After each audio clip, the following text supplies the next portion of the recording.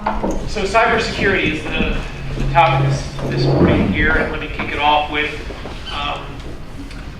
a sort of a general introduction, and I'm going to use that as a springboard to some specific things relative to personal experiences I've had, but also setting the stage for the two gentlemen to follow. I like to say, if only it was as easy as saying no to those criminals out there. No, don't install this bad thing on my machine or this virus, or don't use my computer to launch an attack on somebody else. But if it's happened to you, you might feel a little bit like this. And using that particular implement might make you feel a little better at the outstart, but it's not going to solve the problem. So that's what the cybersecurity industry tries to do.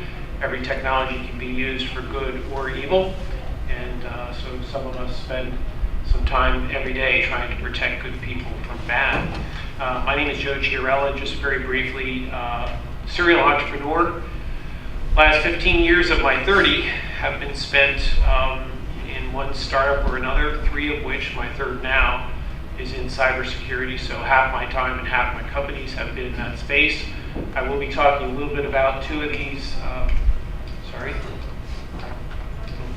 little fast on the clicker here. 2 of these companies, Pest Control and XPL's Link Scanner, which focus on specific threats, which I'll be talking about as I go through the slides. Those 2 companies were both startups. I was founder, co-founder, or product architect, product manager. So I tend to look at these things through the prism of a marketplace, and I will be focusing on that talk here today. So I'd like to talk about this world as a threatscape, and there are many aspects to this. There are targets. Is it the person? Is it the data? Is it the machine? There are modes or methods of attack, and that's what I'll be focusing on in the next set of slides. How do they approach? And you'll hear more from both Jason and Tom a little bit on that as well. What about delivery methods? Is it email? Is it web? Is it an ATM machine? Devices and layers, things that are used in the process of performing that attack. Who are the malicious actors? We like to think that these are kids in college dorms that are doing this for kicks, and that used to be true 20 years ago. It's not really true anymore today. You'll hear again more from the other 2 gentlemen as well, but I'm here to tell you, I've dealt directly with these folks. It's a global industry, and I'll be talking about that again. Motivations. It used to be kicks and grins. It is money, but it's increasingly also nation states acting for political reasons. It's ideologies. It's cyber espionage in the form of both corporate and government. Boy, we could talk about that itself for days. And then there's defenses. So there's a lot of aspects to this thing we talk about when we talk about the threatscape. I'm going to look at it briefly through the prism of a typical market maturation curve. Because the truth is, this is an ecosystem, it's an industry. There are sellers, there are distributors, there are consumers of products in this space. So I want to look at those through this lens of initiation, contagion, expansion, maturity, and rebirth, which is common of any marketplace. I'll start with the oldest. That is, what are the methods or modes used that have been around for quite some time? They're mature. You're going to know these. You know what a computer virus is. Everybody's heard of that, yes? There's also, there's spyware. There are Trojans. There's a whole list of sort of threats that fall into this large category we tend to call viruses. And one of the companies I was involved with some years ago, in fact, focused on, in this class of threats, what was the first company, Pest Control, to produce a product that focused on preventing spyware, which was software that was specifically targeted, put on your machine to log your keystrokes so they could steal your passwords, or track where you went on the internet so that they could do things in terms of sending you ads that they thought you would be particularly amenable to. Of course, Google does that every day today, but we don't call it a threat. Anyway, so Pest Patrol got started in 2000, was sold to Computer Associates in 2004. We had, at the time we sold, I don't even remember now how many million new customers we were taking on each and every day. And the reason for that was the threat of spyware was real. And at the time, that was living down here at the far end of initiation and moving into contagion, meaning that it was a very new threat. One of the visionaries in the company saw that threat coming, saw a way to solve that problem, built some technology. We packaged it, we developed an SDK, to a software development kit that we could make it easy for others to use that same technology within their products. And as the story goes, we sold that for a bundle of money to CA.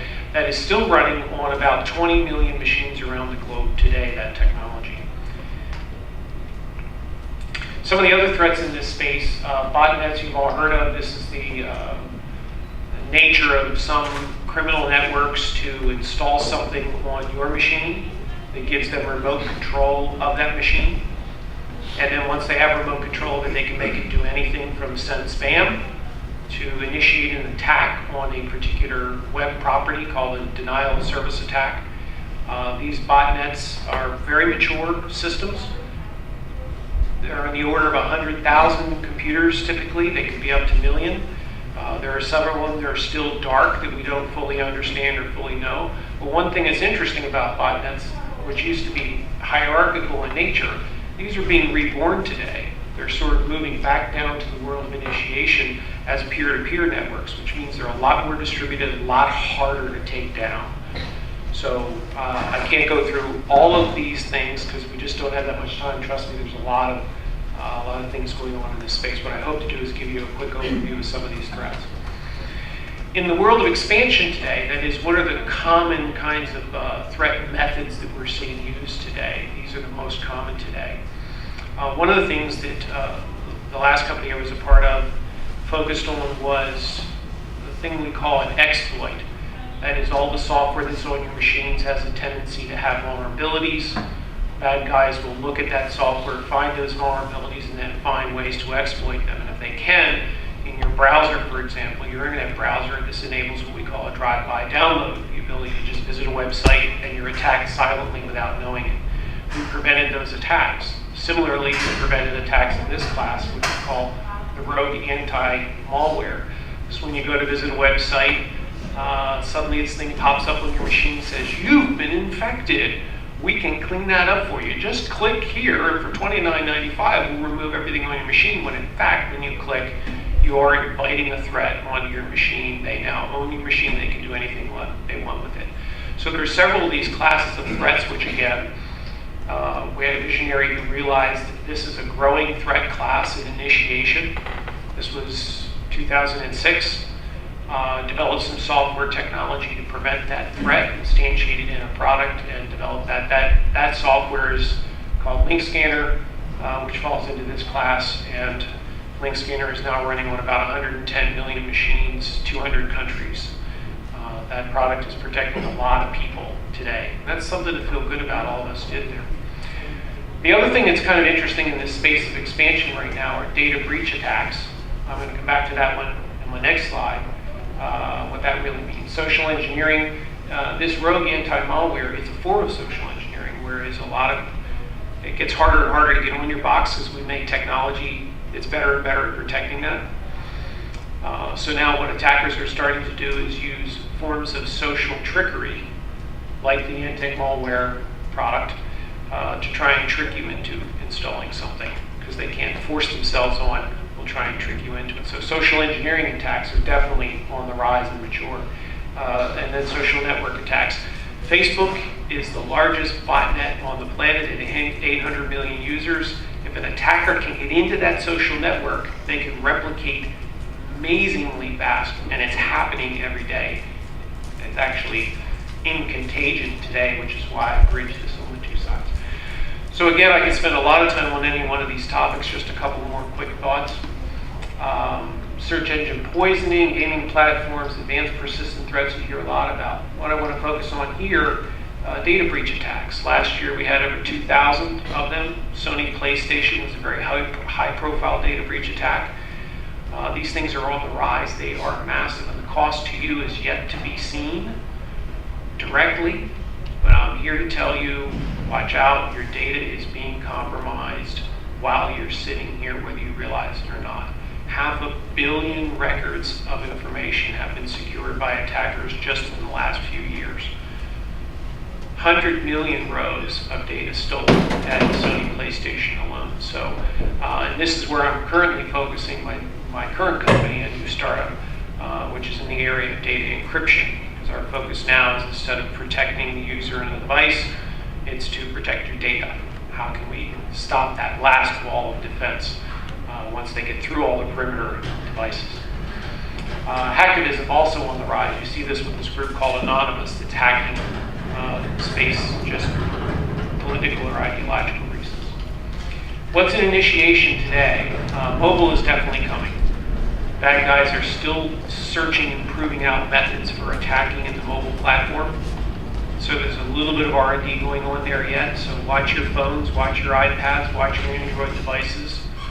They're going to be used for transactions, so bad guys are going to spend time finding ways to get in there. Okay? And then what I want to spend just a second on, Stuxnet. Anyone in the room heard of Stuxnet? Yeah, I would imagine this is a pretty unknown thing. Very briefly, 2 years ago, year and a half ago, Stuxnet was a particular virus that was very targeted, specifically released into the world's internet to find its way to centrifuges in Iran's nuclear weapons program and knock them out. This is a very sophisticated piece of software, very advanced technology. No one really knows today who developed it, although they suspect it's either Israel or the United States, or they believe it's a nation state thing. What's important about Stuxnet is that it demonstrated in code the ability to specifically target devices that run things we call programmable logic controllers, etc. And that's very important, because the next layer of this stuff is your water station that you get your water from, your electrical grid that you get your power from. If we can prove that we can get into that infrastructure, then cyber war is very real. So that's something to watch for. So this is sort of the big picture of it.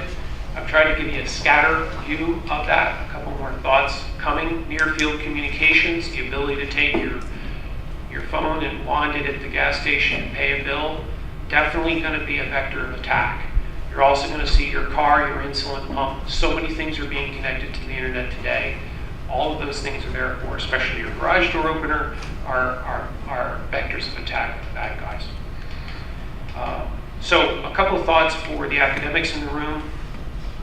This stuff moves incredibly fast. In the time it takes you to develop a curricula, it's already antiquated. So don't try. I'd much rather see you focus on some learned practical things that you can, fundamentals you can teach the students. And second, don't make the mistake of thinking that the malicious actors are stupid. They are not. They are very smart. We need to be smarter. They're just misguided people. So a couple other quick thoughts.